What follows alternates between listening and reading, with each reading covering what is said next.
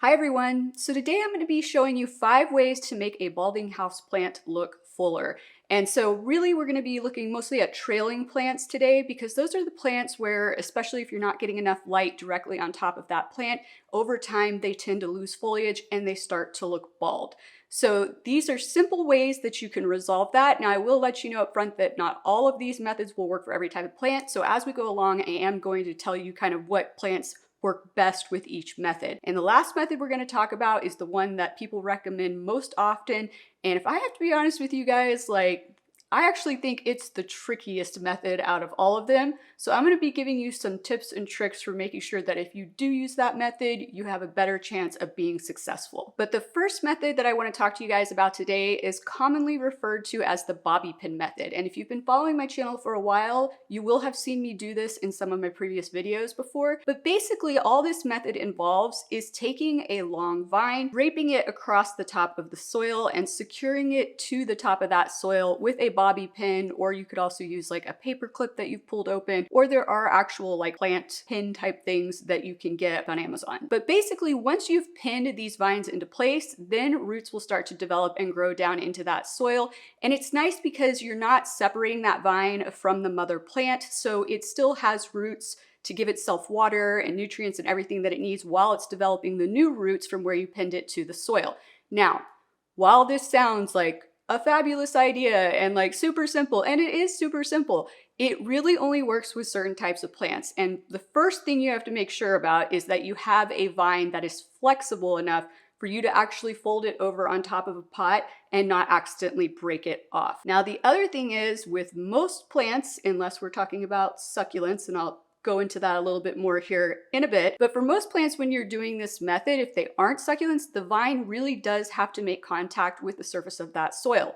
So if you have a vining plant or a trailing plant such as a Hoya carnosa compacta, because of the way those leaves are in a Hoya carnosa compacta, you're really not going to be able to get the actual vine, the actual stem part of that plant onto the surface of the soil because the leaves are going to prevent it from happening. So when it comes to a plant like that, this method really would not work for that kind of plant. Now I do also want to make you guys aware that sometimes with this method, depending on what plant it is, you can get a completely new vine that forms from where you pin that plant to the soil and those new roots develop, but some plants don't. So if it is a plant where you can get new vines, that's definitely going to help even more to make your plant look more full and look fuller quicker. But if it's one where it doesn't get a new vine, then really what you're doing is you're just draping across the soil to fill in the look of the top of the soil, and whatever you drape across, that's as full as it's ever going to look. So just a few of the pros and cons there to make you aware of. So for example, a pothos, typically when you do this method, you're not necessarily going to get a new vine, so you're just filling it in with the existing vines by draping them over, versus if you had like a peperomia prostrata and you did this, you would get new vines from where those roots developed, so it would look even fuller than if you were doing this method with a pothos. Now, another thing I personally like to do when I'm using this method is for the first 3 to 4 weeks, I will mist daily the soil right where I have the vines pinned down just to keep that top little bit of soil moist to encourage those roots to develop. Once they develop and they start to grow further down, then you can just go back to treating that plant normally. But in general, this is an excellent method and it doesn't require you to do any cutting or propagation on the side or anything like that. So if it is a plant with flexible vines that you can get in touch with the surface of that soil, definitely a great option. Now, when it comes to some plants, primarily succulents and succulent-like plants, you can actually get away with just cutting a vine off, just a section of vine, setting it on top of that soil, and it will develop roots on its own without you pinning it down or doing anything. The same goes for leaves on a lot of those plants as well. You can set a leaf on top of the soil, and eventually over time, it will develop roots and it will start to grow a new vine.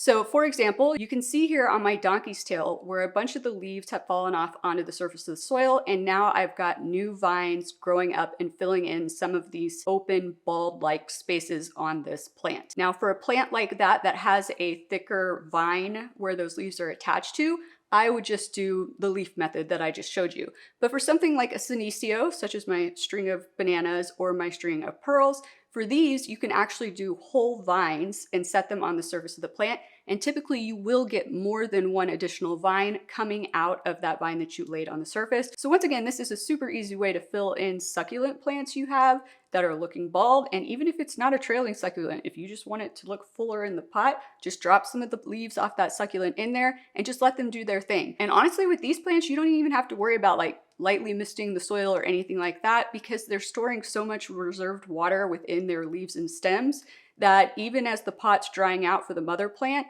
they'll still try to develop roots without you having to do anything to kind of encourage it. So super cool in my opinion. Now, in addition to the plants that I just mentioned, I have also successfully done this with my Peperomia prostrata, aka string of turtles. I have actually been able to do this as well with my chain of hearts. So any kind of Ceropegia woodii type plant, whether it be the hearts or the spades or whatever it may be, you can use this method as well. Pretty much anything that's a trailing succulent or succulent-like. But speaking of my chain of hearts, I actually use the next method I want to talk to you guys about to make this current chain of hearts that we're looking at here fuller. So this method involves combining two plants into one to make them fuller. So I bought this chain of hearts not as a single plant like you just saw it, but I bought it as two small 4-inch plants at my local Kroger. It was on sale. Actually, I think it was on clearance. They were like super cheap, so I was like, why not? But individually, each one of them didn't really necessarily look that full. So what I decided to do was to combine them into one pot to make them fuller. I have also done some other things to this chain of hearts to make it fuller, and we're going to cover those in our next few methods that we talk about. But once I had combined those, it definitely made a much lusher, fuller looking plant. Now, there are a few key things that you need to take in consideration if you're going to use this method. First of all, ideally you want two plants that are the same size. So like I said, I had two 4-inch plants that I combined. If you go too drastically different in size, what happens is you're gonna have to go into a bigger pot than you would if they were the same size.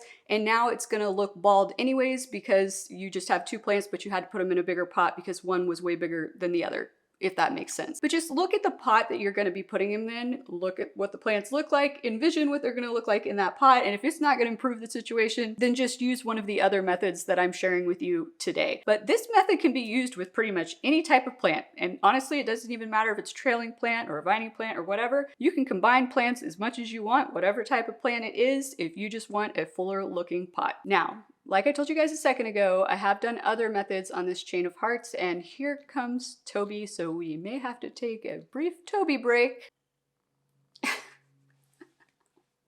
All right, you guys, if you can hear a weird noise going on in the background, it's because Toby is right here and he is purring up a storm. But back to what we were talking about. So one of the other methods I have used to help fill in my chain of hearts more is the next method I want to talk to you about. And this method involves taking a cutting of a vine and then planting it directly back into the top of that pot.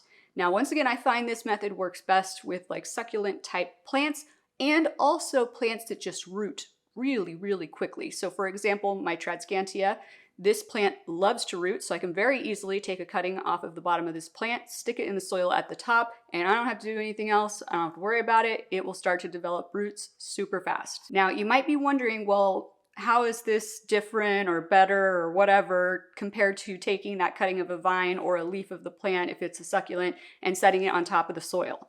So in my experience, this method is really beneficial if you also want to make the bottom portion of your plant look more full. So if it is hanging, like you got a lot of long vines, but you feel like there's a lot of gaps and you just want it to look more lush and full, this is a quicker way to achieve that than placing that vine on top of the soil, because you're gonna have to wait longer for it to get the new vines that grow and then drape over the edge of the pot. So for example, I recently took about a probably foot-long cutting off the bottom of my chain of hearts, and I planted it back up in the top. So that immediately helps fill in where all the vines are hanging and make them look more full. And then over time, it will also help to grow in more vines up on the top of that plant. Now, if you are doing this with a plant, you always want to make sure that you have a node that has been planted below the surface.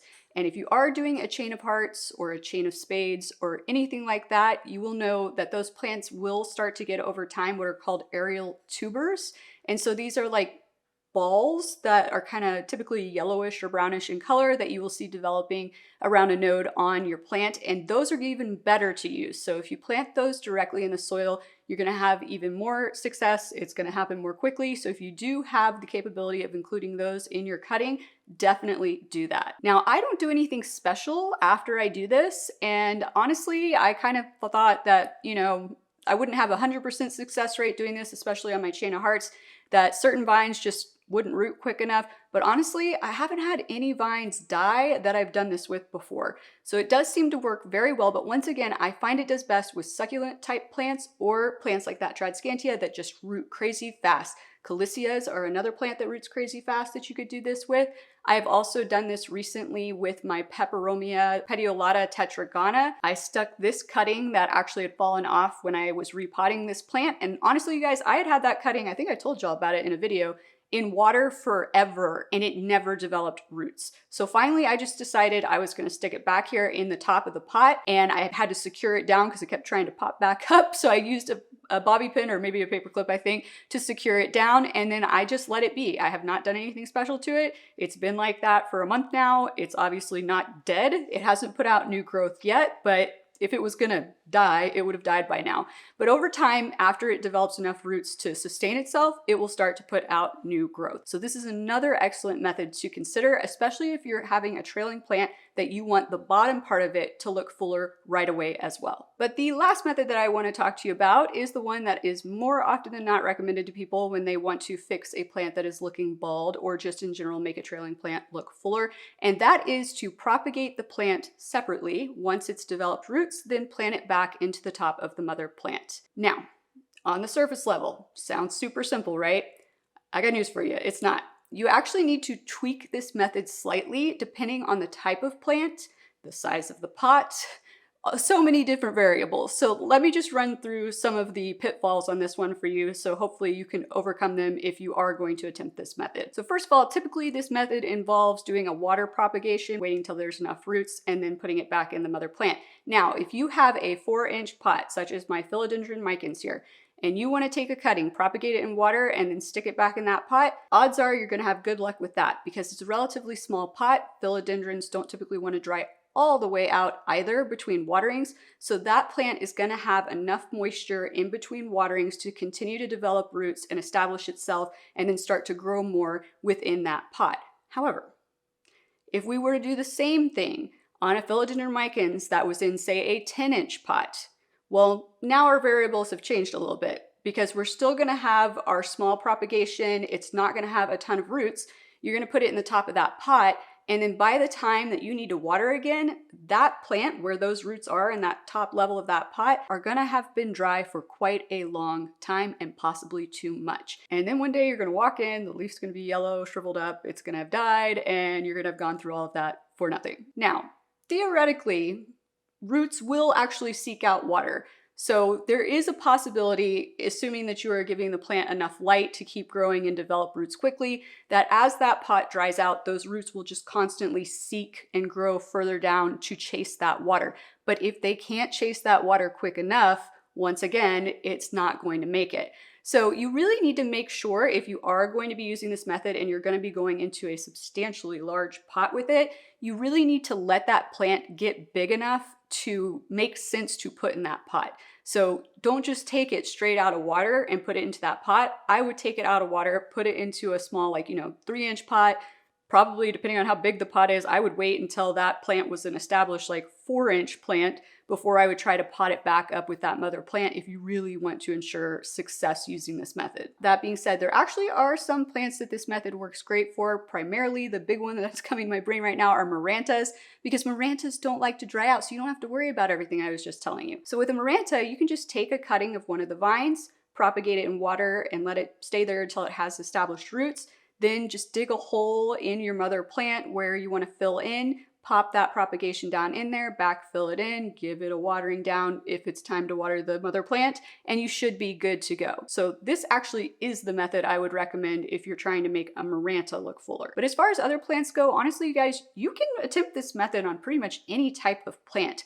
But when it comes to the ones that want to dry all the way out, that's where I was telling you I think it's a little bit trickier. But if you wanted to do this on like a succulent, like I said, succulents store the extra water in their leaves and their stems. So you're not going to run into that same problem on a succulent because it's got reserves. So it would work regardless on that plant, even though that plant likes to dry all the way out. But the big ones that I think you need to be cautious with doing this on are pothos, so epipremnums, any type of epipremnum, any type of syndapsis, to a certain point philodendron, even though in my experience philodendron don't want to dry out quite as much as epipremnums or syndapsis do.